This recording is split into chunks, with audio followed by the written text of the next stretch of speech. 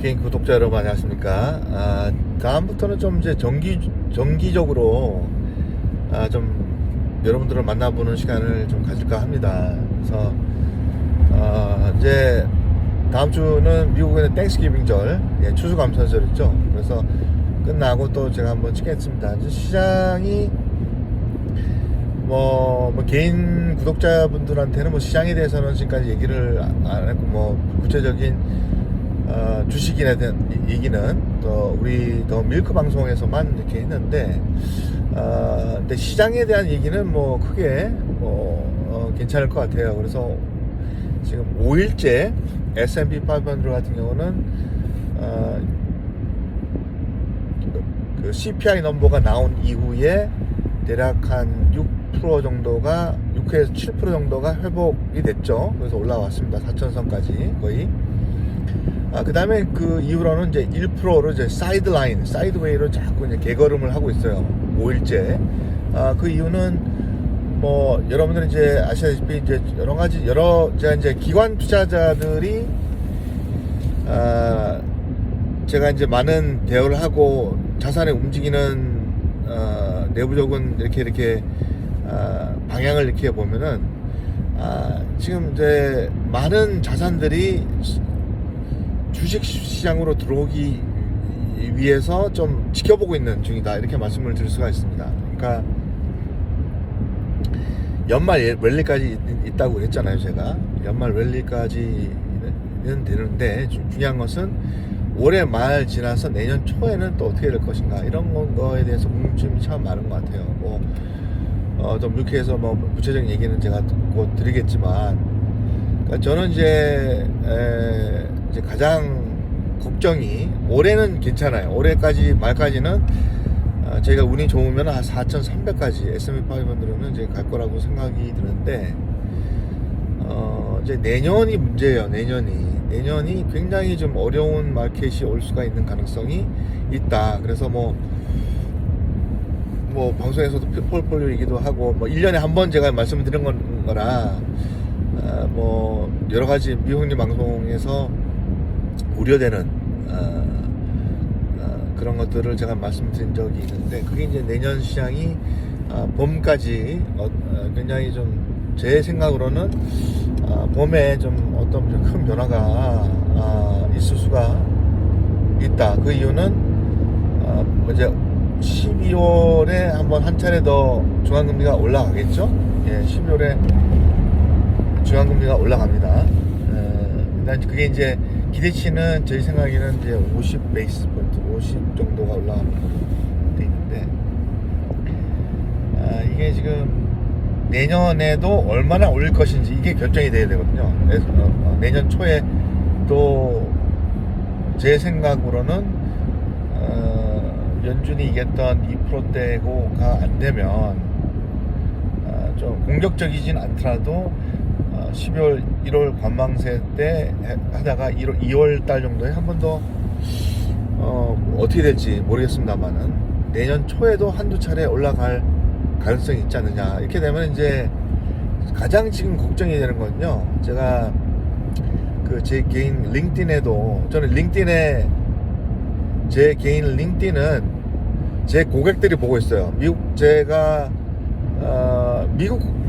고객들이 90 몇 프로에 90%가 넘어요. 그래서 그분들이 제 또 팬 그룹이 형성이 돼서 그분들이 보고 있기 때문에 일주일에 한 2번 정도는 마켓 업데이트를 해드려요. 그래서 그분들을 위한 시간이니까. 이제 거기에서도 제가 말씀을 드렸다시피 저는 스탁 마켓은 괜찮은데 부동산 부동산 시장에 대한 내년 변화가 아주 클 것이라고 저는 보고 있습니다. 그러니까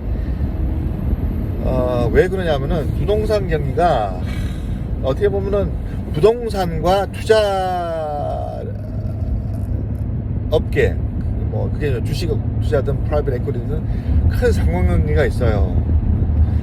왜냐하면은 중앙금리가 계속 올라갔잖아요. 그래서 몰기지 레이시 지금 7%대 진입을 했습니다. 이제 그럴 경우는 뭐가 문제가 되냐면은 그게 이제 이번 10월 달에 있었던 지금 현재 집 판매 상황이 나왔어요. 근데 지금 굉장히 떨어졌어요. 그래서 며칠 전에. 그러니까 그게 이제 무슨 얘기를 하냐 하면은 집을 사고자 하는 의지와 디맨드라고 그러죠. 디맨드와 살 수 있는, 실질적으로 살 수 있는 능력이 있는 사람이 감소하고 있다라는 얘기입니다. 이제 감소는 괜찮은데 살 수 있는 능력이 없는 사람이 많이 생기게 되면은 집값이 급격하게 떨어질 수가 있습니다. 그러니까 뭐 예를 들어서 5% 10%는 괜찮아요. 집값이 20% 이상 떨어지게 되면은 팬데믹 상황에서 20%에서 뭐 많게는 40% 올랐잖아요. 그러니까 20%가 떨어지게 되면 집을 소유할 수 있는, 감당할 수 있는 사람들이 적어지는 겁니다. 근데 그렇게 되면 집을 내놓는 사람이 많겠죠. 그래서 제가 2008년처럼 금융위기는 오지 않겠지만 뿌띠크 금융위기가 분명히 올 수가 있다라고 제가 말씀드린 적이 있어요. 뿌띠크 금융 크래시가 올 수가 있습니다. 근데 그 얘기는 뭐냐면 전체적으로 부동산 투자, 그러니까 자기 혼자 집을 소유한 게 아니라 투자용 부동산을 말씀드린 겁니다. 이것들이 대략 20% 정도가 날아가게 되면 미국 부동산 경기가 급격히 이렇게 식어버리는, 그러니까 식는 걸 떠나서 그냥 안 좋아지게 되게 되면은 거기에 물려 있는 은행권들이 또 있잖아요. 물론 2008년 금융위기 이후에 많은 메이저 주요 은행들은 스트레스 테스트를 합니다. 자기 자본율이 얼마나 높은가. 근데 자기 자본율이 얼마나 높은가가 문제가 아니에요. 내가 은행에서 대출을 통해서 집을 사게 한 그런 사람들이 몰락하게 되면 그 돈을 못 받을 수가 있습니다. 그렇게 되면 자기 자본율이 낮아지는 거예요.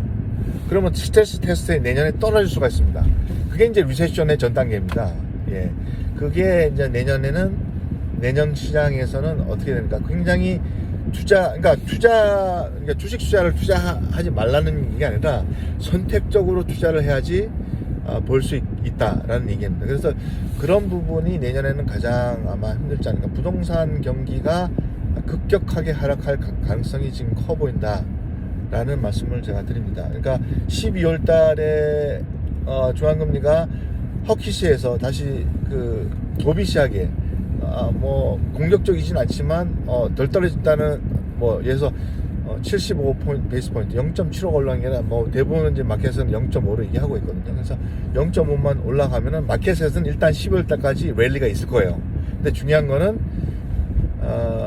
내년 초에 중요한 거는 부동산 경기, 그 다음에 미국의 이제 국가 부채, 이런 식으로 계속 연초에 문제가 발생될 가능성이 크다라고 봐요. 그래서 올해 말이 가기 전에 한 번 더 12월 달에 더 밀크 방송에서 업데이트를 해드리겠지만, 내년에는 제가 어떻게 될지, 내년에는 가장 큰 문제는 세 개예요. 세 개. 연준이 피봇을 할 것이냐, 두 번째 부동산 경기가 얼마나 떨어질 것이냐, 세 번째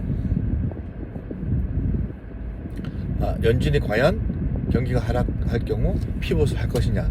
요 세 개가 내년 1, 4분기에 가장 큰 관건이 될 것이다. 그렇게 보고 올해 말 제가 한 12월 달쯤에 더 12월 초까지는 제가 밀크에서 말씀을 그런 내용들을 좀 업데이트 해드릴게요. 네, 감사합니다.